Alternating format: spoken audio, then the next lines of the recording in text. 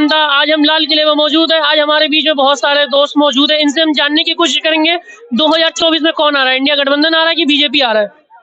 सरदार जी ये बताइए, जो किसान आंदोलन है ये जो इतने दिनों से चल रहा है, इस पे कोई एक्शन नहीं हो रहा, ना गवर्नमेंट कुछ कर रही है, और इतने दिनों से जो दिल्ली बॉर्डर की चारों तरफ से घेर रखा है, तो इस पर आपका क्या राय है? अब ये बताइए ना कि 2 साल हो गया किसान को, पहले भी आंदोलन करके आए हुए थे और बहुत सारे हंगामा भी हुआ, ठीक है, मूसे वाले को मारा भी गया, सारा कुछ हुआ, आप लोग के सबके सामने ही है जी। और हर एक जब भी आते हैं, हर एक 3 महीने में हम मोर्चा किसान लेके आते हैं, तो यहाँ पर सरकार यही हमें देते हैं जवाब में कि ऐसा है, आज तो यूपी का इलेक्शन है, कल बंगाल का है, परसों वहाँ का है, ऐसे करते करते 2 साल ले आए, ठीक है। लेकिन बीजेपी तो आरोप लगाती है कि ये जो किसान आंदोलन है ये एकदम ठीक इलेक्शन से पहले हो जाता है, एकदम स्टार्टिंग में, जैसे यूपी में हुआ था तो किसान आंदोलन, अब लोकसभा का इलेक्शन है, इसमें भी किसान आंदोलन हो रहा है। ऐसा है, देखिए इनका सोच ही ऐसा ही है। अब अगर किसान को आपने सिखाया, मोदी जी आपसे हमने सीखे हैं कि आप जब वोट बैंकिंग लेना होता है आपको, तो राम मंदिर का उद्घाटन करते हैं, ठीक है, आपसे ही सीखे हैं, भारत रत्न भी देते हैं, तो किसान भी हमने आपसे यही सीखा है कि आपका भी जब इलेक्शन है, अब बचे हुए 2 महीने, तो हम भी आंदोलन कर लें, आपसे हम भी कुछ ले लें, मेरी भी मांग पूरी हो जाएगी। मतलब उनकी भी मांग पूरी हो जाएगी, किसानों की भी जो उनकी रहती है। हाँ, वो भी, हम भी एक खातिर बैठे हैं, क्योंकि अब किसानों की होगी। हाँ, किसान की तो सबसे पहले अगर उसने बोला है, जैसे किसान उसको लेके चल रहे हैं, तो किसान भी उसको सपोर्ट करेंगे। अगर किसान को सपोर्ट करे, किसान भी सपोर्ट करेंगे। अगर किसान भी अगर कुछ बोलेंगे तो उसको भी तो राय, वो तो बाद में देखेंगे सोच के, वो तो करेंगे ही। मतलब वो करेंगे आंदोलन जब तक उनकी मांग पूरी ना की जाए। मांग पूर्ण उसकी वो करेंगे तो हम भी करेंगे, वो भी करेंगे तो हम भी करेंगे। अगर वो सपोर्ट करे तो हम तो उसको सपोर्ट देंगे ही देंगे। अब मान के चलिए नहीं किया, मतलब गवर्नमेंट नहीं मानी उन 5 जो उनके जो वादे हैं, फिर क्या होगा? वो आगे नहीं होगा, आंदोलन होगा, बड़ा आंदोलन होगा। जो वादे करती है सरकार, उनको पूरा क्यों नहीं करती? पूरा करना चाहिए। चाहे MSP को ले लो, आप किसानों का ले लो, चाहे 2 करोड़ नौकरियों को ले लो, चाहे 15 लाख रुपए ले लो। बीजेपी ऐसा, बीजेपी का हर ट्रम में यही ड्रामा होता है। बीजेपी वो पार्टी है कि ये मतलब अपनों का खून करा देती है। हमारे अपने कौन जो शहीद हुए हैं 40 पुलवामा में, हमारे जवान, हमारे देश की जो हमारी रक्षा करते हैं, ये किसी की सगी पार्टी नहीं है। ये अडवाणी जी को साइड में कर दिया है, तो बीजेपी अपने मतलब ये अमीरों की पार्टी है, ये अमीरों की पार्टी है, एक तरह से अमीरों की पार्टी है। जनता गरीब होती जा रही है, पार्टी अमीर होती जा रही है। इस देश में दो ही तो पार्टी को चला रहे हैं, अडानी और अंबानी, उनके हाथ में है सारा खेल। जनता तो लेकिन मोदी जी सोचते ना मैं प्रधानमंत्री हूँ, तो इनको भी बिठाया हुआ है प्रधानमंत्री, ये ना सोचे। और सबका टाइम आता है जाने का, अब इनका टाइम जाने का आ चुका है। 10 साल राज कर लिया। जनता तो कहती है कि ये जो इंडिया है ये 3री अर्थव्यवस्था बनने जा रही है। कहाँ पढ़ा है अपने पेपर में? नहीं पढ़ा तो नहीं है, लेकिन नहीं पढ़ा सर। लेकिन चौथी तो बन चुकी है ना, चौथी। देखो अर्थव्यवस्था बनी होगी, इस बारे में मेरे को नहीं पता, लेकिन मैं बात कर रहा हूँ किसानों की। मैं बात कर रहा हूँ देश में कितने एम्स बनाए हैं, मैं बात कर रहा हूँ देश में कितने लोगों को रोजगार मिला है, मैं बात उसकी कर रहा हूँ। लेकिन जनता तो कहती है कि विकास कार्य बहुत हुआ इन 10 सालों में। नहीं, विकास कहाँ है? 10 साल 9 महीने में बच्चा पैदा हो जाता है, 9 महीने में। इनको तो 10 साल 9 साल लग गए। 9 साल में विकास पैदा नहीं हुआ। 9 साल में 10 साल पहले 50,000 रुपए का मोबाइल किसी की जेब में था? बोलो, किसी की जेब? हमारे देश का विकास 54 लाख करोड़ रुपए खर्चा था। आज के डेट में 173 लाख करोड़ विकास की बात कर रहे हो। 10 साल पहले 50,000 का मोबाइल किसी की जेब में नहीं था। आज 50,000 के मोबाइल हर गाय की जेब में। विकास है इतना,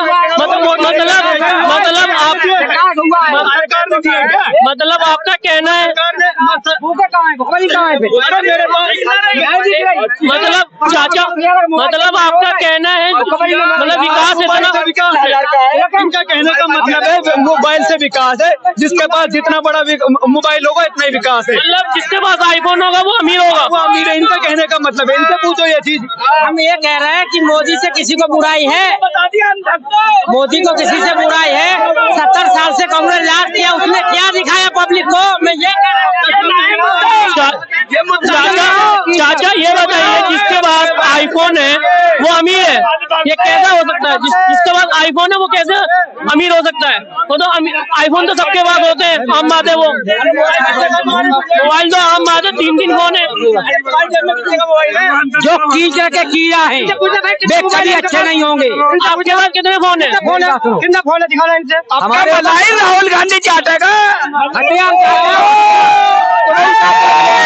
साहब तो बोल रहे हैं राहुल गांधी आ रहे हैं, राहुल गांधी आओ। भाई साहब तो बोल रहे हैं मत तो आप देखो राहुल गांधी नहीं है, जूता चाटे है वो जूता। वो जूता चाटेंगे। राहुल गांधी जूता चाटेगा। भाई साहब तो बोल रहे हैं जूता चाटेगा। मैं कह रहा हूँ आज जो ये सिक्योरिटी गार्ड जो बने ना, ये जो सिक्योरिटी गार्ड बना है ना, ये राहुल गांधी कांग्रेस की देन है। ये राहुल गांधी आज ये सिक्योरिटी गार्ड है ना, ये कांग्रेस की देन है। भाई साहब तो बोल रहे हैं ये जो आप सिक्योरिटी गार्ड है, आप राहुल गांधी जूता चाटेगा। आप भागते रहो, आप ये कांग्रेस की देन है। आप जो सिक्योरिटी गार्ड है कांग्रेस की देन है। ये कांग्रेस की देन है आपकी। चाचा ये जो भाई साहब तो आरोप लगा रहे हैं कांग्रेस की देन है। मनमोहन सिंह ने लगाया था। बात करने दो भाई। ऐसा तो बोले मनमोहन ने लगाया था आपको। हथियार खा लो, हथियार करा दिए।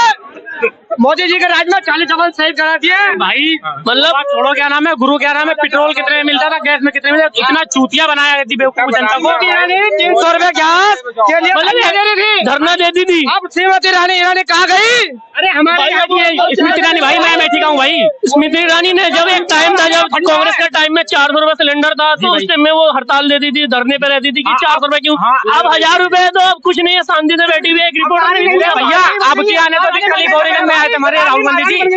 रानी नहीं है, अभी महारानी बन गई है। महारानी बन गई है। मेरे भाई एक छोटा सवाल है, इस बार अमेठी से फिर से वो चुनाव लड़ेंगे तो जीतेंगे कि हारेंगे? राहुल जी भाई हारेंगे, हारेंगे, हारेंगे भाई, हारेंगे।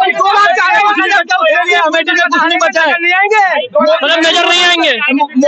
मोदी जी वादा करते हैं, मोदी जी कहते हैं कि कोरोना काल में मुझे 50 दिन दे दो, नोटबंदी में मांगते हैं मुझे 30 दिन दे दो। अरे मोदी जी 9 साल आपको दे दिए, 9 साल में आपने कुछ नहीं किया। कभी 50 दिन मांगते हैं, कभी 30 दिन मांगते हैं। लेकिन मोदी जी ने तो ये भी कहा, मोदी जी ने ये भी कहा जो उन 75 साल में जितना काम नहीं हुआ हमने इन 10 सालों में काम किया है। 75 सालों में सर बीजेपी की तो गवर्नमेंट भी रही, तो 5 साल थी।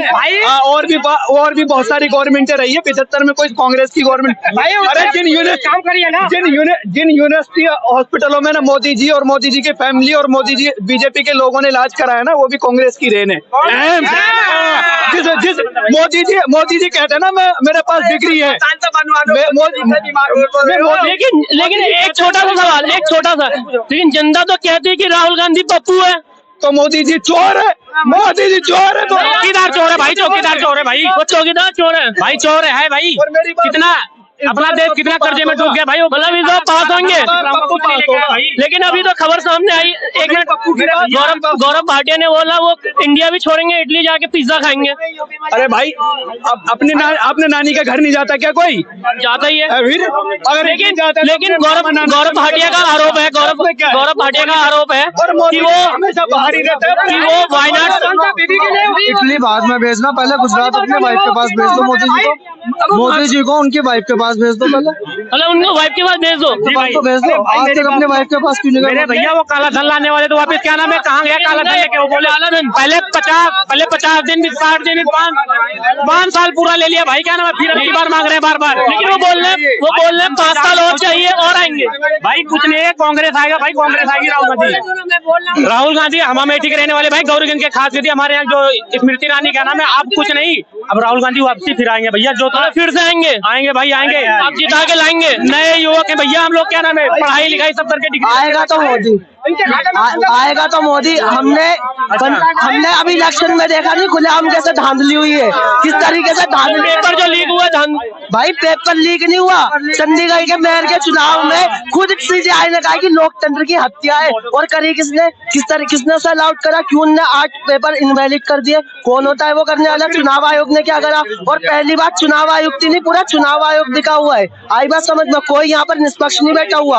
अगर आप फेयर चुनाव करा लो, फेयर चुनाव करवा लो और जीत के दिखा दे। बैलेट पेपर से चुनाव करवा ले, वैलिड किसी से भी करवा लो, जीतेगा मोदी। धांधली इस तरीके लेकिन विपक्ष तो आरोप लगाते कि ईवीएम में घोटाला होता है। भाई पूरा चुनाव आयोग में क्यों? जब सीजीआई ने कहा था कि चुनाव आयुक्त का सिलेक्शन करने के लिए सीजीआई भी होगा, 3 लोगों की समिति बनाई जाए, नेता विपक्ष, चुनाव आयुक्त के लिए सीजीआई होगा और प्रधानमंत्री होगा, तो उसने क्यों वो अमेंडमेंट कर दिया कि सीजीआई नहीं होगा? पहली चीज तो ये। और दूसरी चीज ये, राम मंदिर बन गया, उसका मुद्दा हटाओ, आप शिक्षा पे बात करो ना। सबसे ज्यादा टैक्स किस पे लगा हुआ है? शिक्षा पे। शिक्षा पे लगा हुआ है। बिल्कुल, क्यों लगाए शिक्षा पे टैक्स? भाई अगर मैं आज लोन लेकर मैं गवर्नमेंट ऑफिसर बनूंगा और जब मैं इतना महंगा लोन पे करके बनूंगा, तो क्या गारंटी है कि मैं ईमानदार बनूं?